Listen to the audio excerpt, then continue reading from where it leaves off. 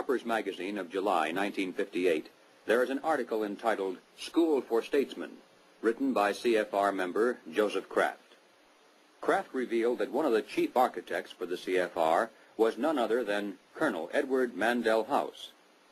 At the time of writing this article, Mr. Kraft boasted that the CFR membership, even then, included the President, the Secretary of State, the Chairman of the Atomic Energy Commission, the Director of the Central Intelligence Agency, the Board Chairman of 3 of the country's 5 largest industrial corporations, 2 of the 4 richest insurance companies, and 2 of the 3 biggest banks, plus the senior partners of 2 of the 3 leading Wall Street law firms, the publishers of the 2 biggest news magazines and of the country's most influential newspaper, and the presidents of the Big 3 in both universities and foundations, as well as a score of other college presidents, a scattering of top scientists and journalists. The CFR, from behind the scenes, has dominated this nation for decades. CFR members include top executives and journalists for the New York Times, the Washington Post, the Chicago Daily News, Harper's, Look, Time, Life, Newsweek, U.S. News and World Report, CBS, NBC, MGM. They include directors of the Ford Foundation, the Rockefeller Foundation, the Carnegie Endowment Fund. They include Presidents Hoover, Eisenhower, Johnson, and Nixon, Secretaries of State Stettinius, Atchison, Dulles, Herter, and Rusk, a fantastic percentage of the President's Cabinet, undersecretaries, the Federal Reserve Board, ambassadors to other countries, Supreme Court justices, and presidential advisors. The average American has never heard of the CFR, yet it is the unseen government of the United States.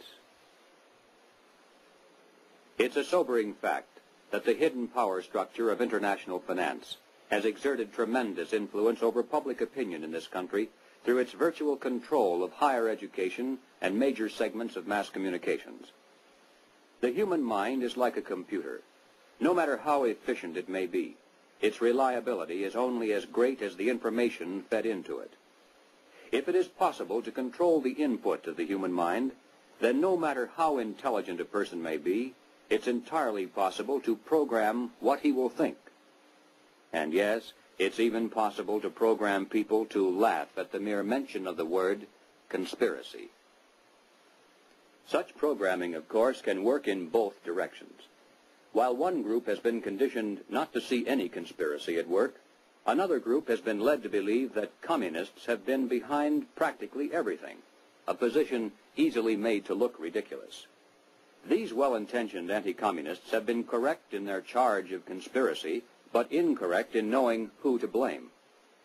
As far back as 1907, Trotsky was financed by British bankers. By 1917, the major financing for the communist revolution in Russia was coming through Lord Alfred Milner, the leader of that inner core within the Round Table groups and the CFR. In America, Jacob Schiff of Kuhn, Loeb & Company gave $20 million to Trotsky. From Germany, millions more came from Max Warburg. The communist movement, not only in the United States, but around the world, always has been financed by the international banking establishment. Dr. Quigley explains why the establishment has never greatly worried about the communist movement in America. He says, "It must be recognized that the power that these energetic left-wingers exercised was never their own power or communist power, but was ultimately the power of the international financial coterie." In the 1950s, when the public became aroused over evidence of communist subversion in the federal government, it was a simple expedient to have a promising young congressman from California dramatically expose one communist agent. The establishment press gave it extensive coverage, the public was placated, and the obscure congressman became a national hero almost overnight. But when Congressman Reese of Tennessee began to investigate the link-up between Alger Hiss, the Carnegie Endowment, the Morgan Bank, and the interlocking tax-exempt foundations, the establishment press and the administration moved mightily against him. The pressures were so great that he was forced to abandon his investigation, and no one has dared to try it since. After a man has far more money than he possibly can spend for pleasures, what is left to excite him? For those with a ruling class mentality, the answer is power, raw power over other human beings.